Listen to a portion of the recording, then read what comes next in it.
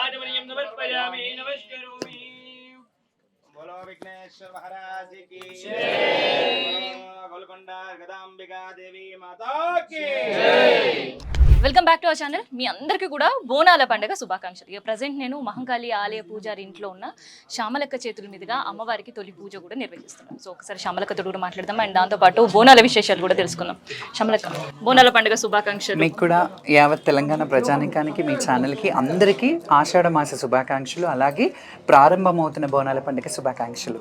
So బోనాల పండుగ మొదటి పూజ మీ చేతుల మీద. ఎస్, ఎట్లా అనిపిస్తుంది? చాలా సంతోషంగా ఉంది. గత సంవత్సరం నుంచి నాకు శ్రీకాంతాచారి సాయిబాబాచారి గారు వాళ్ళ ఫ్యామిలీ నన్ను ఆడపడుచుగా ఆహ్వానించి ఇక్కడ ఆ కైంకర్యాల్లో నన్ను కూడా పాత్రలు చేస్తున్నందుకు ఇక్కడ అందరూ స్వామి భరత్ స్వామి కానీ వీళ్ళందరూ పోతరాజులు వీళ్ళందరూ ఉత్సాహంతో నాకు మళ్ళీ ఈసారి కూడా ఎంత బిజీ ఉన్నా రావాలి అనిపించింది అండ్ సంతోషంగా ఉంది.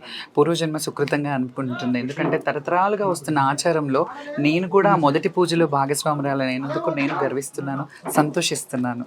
సో అమ్మవారికి పూజతో పాటు ఇక్కడ తొలి పూజ నిర్వహించడం, సో ఈ ఆనవాయితీ ఎట్లా అనిపిస్తుంది? అండ్ అమ్మవారి విగ్రహాలు కూడా కోటకు తరలి వెళ్ళబోతున్నాయి. సో అక్కడ ఉత్సవాలు మొదలు కావడానికి సో అమ్మవారి విగ్రహాలు కావచ్చు, ఇక్కడ పూజా కార్యక్రమాలు కావచ్చు, చాలా అంగరంగ వైభవంగా మీరు చూసినట్టయితే గత సంవత్సరాల కంటే అంచెలంచెలుగా దినదినాభివృద్ధి సంవత్సరాభివృద్ధి లాగా చెందుతుంది. ఎందుకంటే దగ్గర సోఫాయమానంగా మీరే చూడండి అమ్మవారు ఎంత అలంకారంగా ఎంత చక్కగా ఉందో. ఈ రోజు స్టార్ట్ అయిన ఆ కళ ఎలా ఏదైతే ఉందో అది చూస్తుంటే రెండు కళ్ళు సరిపోవట్లేదు. అండ్ లాస్ట్ ఇయర్ నుంచి కదా ఈ విగ్రహాలు స్టార్ట్ చేసింది.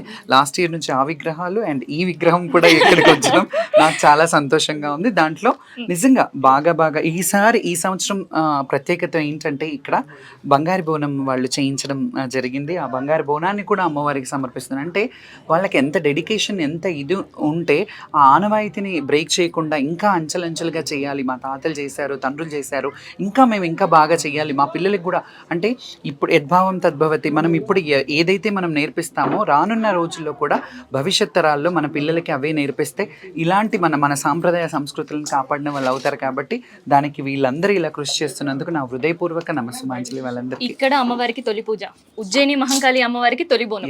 సో ఇప్పుడు అమ్మవారికి ఆ బోనం నిర్వహించబోతున్నారు. తొలి బోనం యాక్చువల్లీ ఇక్కడ ఈ రోజుతో స్టార్ట్ అయింది. తర్వాత ఈసారి మొట్టమొదటిసారిగా నేను విజయవాడలో కూడా బోనం ఎత్తబోతున్నాను 29వ తారీఖు ఆదివారం రోజున. సో ప్రప్రథమంగా ఈసారి నాకు అవకాశం రావడం చాలా సంతోషంగా ఉంది. ఉమ్మడి దేవాలయ కమిటీ వాళ్ళు నన్ను ఈసారి అక్కడ చేయమన్నారు. సో అక్కడ కూడా బోనం ఎత్తబోతున్నాను.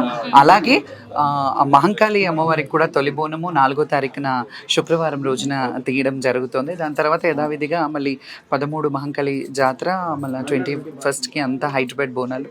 సో షురు అయింది జాతర అంతే. ఇంకా ఎన్ని బోనాలు ఎత్తినా మీకు ఒక కోరిక ఉండేది, విజయవాడ కనకదుర్గ అమ్మవారికి భోజనం తీసుకొని వెళ్ళాలని. సో మొత్తానికి మీ కోరిక ఈ ఏడాది తీరినట్టే? తప్పకుండా తీరింది. నేను 17 సంవత్సరాల క్రితం అడిగారు. అప్పుడు ఏదో చిన్న ఇదిలో నేను మిస్ అయిపోయాను. ఎప్పుడు అనుకునేదాన్ని చెయ్యాలి, ఎప్పుడైనా అమ్మకు ఒక్కసారి నేను బ్రతుకున్నంత వరకు ఒక్కసారైనా అమ్మకు నైవేద్యం పెట్టాలనుకున్నాను.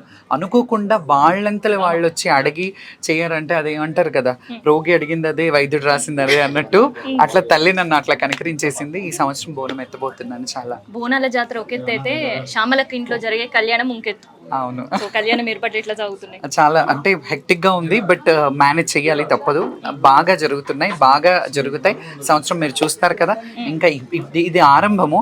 ఇంకా చాలా చాలా పెద్ద ఎత్తున ఈసారి బోనాలు జరగాలని ముఖ్యంగా ప్రభుత్వం వారు కూడా ఈ సంవత్సరం ముఖ్యంగా ప్రత్యేకమైన క్యూ లైన్లో కొంతమంది శివశక్తుల జోగినీలకి పాసులు ఇచ్చి లోపల అంటే రెగ్యులర్గా వచ్చేవాళ్ళు టెంపుల్కి అసోసియేట్ అయ్యి ఉన్న వాళ్ళని అంటే వాళ్ళని అటాచ్ చేసి కొంతమందికి కొన్ని వెసులుబాట్లు కల్పించారు. అండ్ మొట్టమొదటిసారిగా పోలీస్ డిపార్ట్మెంట్ తరహా మీటింగ్లు అలాంటివి జరిగేవి కాదు.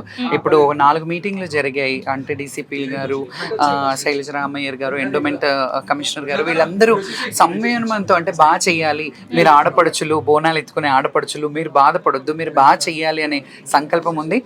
తప్పకుండా ప్రభుత్వానికి కూడా సహకరిస్తాం, ప్రభుత్వం కూడా మాకు సహకరించాలి. అండ్ ఈ సంవత్సరం అయితే బాగా ఏర్పాట్లు ఉన్నాయి. చూద్దాం, ఆ అమ్మని కోరుకుంటున్నాను ఎలాంటి విఘ్నం లేకుండా. ఈ రోజు ఇప్పుడే విఘ్నరాజు పూజ చేశాము, ఎలాంటి విఘ్నాలు లేకుండా మంచిగా సాఫీగా సాగాలి. ఆషాఢ బోనాలు కనీ విని ఎరగని రీతిలో జరగాలి. అండ్ ప్రభుత్వానికి కూడా మంచి ఉండాలి, జనాలు అందరూ సుభిక్షంగా ఉండాలి. రాష్ట్రం కొంచెం వర్షాలు అటు ఇటు అయినాయి కాబట్టి సకాలంగా పడి మంచి జరగాలని కోరుకుంటున్నాను. బోనాలు అప్పుడు నిండుగా కనిపిస్తారు, కానీ ప్రత్యేకంగా అమ్మవారి కళ్యాణానికి వచ్చినప్పుడు మాత్రం పెళ్లి కూతురుగా కనిపిస్తారు. ఏందో సీక్రెట్? అంటే ఆ రోజే నాకు ఏంటంటే పసుపు కొమ్ముతో కూడా ఆ రోజే కనిపిస్తారు. ఆ రోజే నాకు కళ్యాణం చేశారు అమ్మ వాళ్ళు చిన్నప్పుడు, నేను 7 ఏట ఉన్నప్పుడు. అందుకని 33 సంవత్సరాల్లో నాకు అదే అనుకున్నాను, ఇప్పుడు 33-34 ఇయర్స్ అవుతుంది. ఆ రోజు మాత్రం అలా అలంకరించుకుంటాను. కళ్యాణం ఆ రోజు జరిగింది కాబట్టి కళ్యాణం, నేను 60 ఏళ్ళ ముసలిదాన్ని అయినా ఆ రోజు మాత్రం పెళ్లి కూతురులాగే రెడీ అవుతాను. సో మరి ఈసారి ఎందుకంటే మమ్మల్ని మంగళముఖిలు అంటారు, సుమంగళిలు అంటారు, అఖండ సౌభాగ్యవతులం మేము. మాకు భగవంతుడిచ్చిన అవకాశం, ఎందుకంటే భగవంతుడి భార్యలుగా ఉంటాం కాబట్టి ఆ రైట్స్ మాకుంటాయి.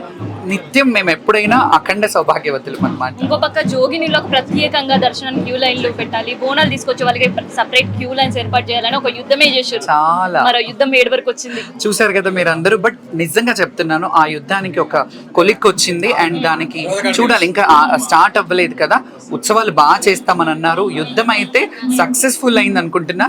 సక్సెస్ఫుల్ అని ఇప్పుడు ఎందుకు చెప్పట్లేదంటే అంతే అయ్యాక మళ్ళీ మీకు చెప్తాను ఎలా జరిగింది అనేది. ఎందుకంటే టూ ఎర్లీ అసలు ఎలా చేస్తారు ఏంటి అడగడం అడిగారు. ఒకవేళ బాగా చేయాలని కోరుకుంటున్నాను, బాగా చేస్తే చాలా సంతోషిస్తా, మళ్ళీ మీకు బాగా చేశారని చెప్తాను. అయితే ఈ సందర్భంలో 5 అంతరాల బోనాలు, 3 అంతరాల బోనాలు చాలా పెద్దగా ఉండే శివశక్తులు తెచ్చే బోనాలు. సో అసలు క్యూ టైంలో కావచ్చు, రష్ లో వాళ్ళకి వెళ్ళాలంటే ఏమేమి సమస్యలు కావాలి మీ ముందు పెట్టి? సమస్యలు అయితే అంటే మేమే చెప్పాము వాళ్ళకి, మాకు టైమింగ్ కావాలి, మాకు బోనాలకి అది కావాలి అని చెప్పాము. వాళ్ళు సామరస్యంగా మాకు స్పెషల్ గా బోనాలు వెళ్ళే వాళ్ళని వదిలేస్తామన్నారు. ఇంకొక విషయం కూడా చెప్తున్నాను, రివీల్ చేస్తున్నాను, ఈ సంవత్సరం స్పెషల్ గా ఉండబోతున్న బోనం అదేంటనే చెప్పను. సో ఇది శ్యామలకు సంబంధించిన స్పెషల్.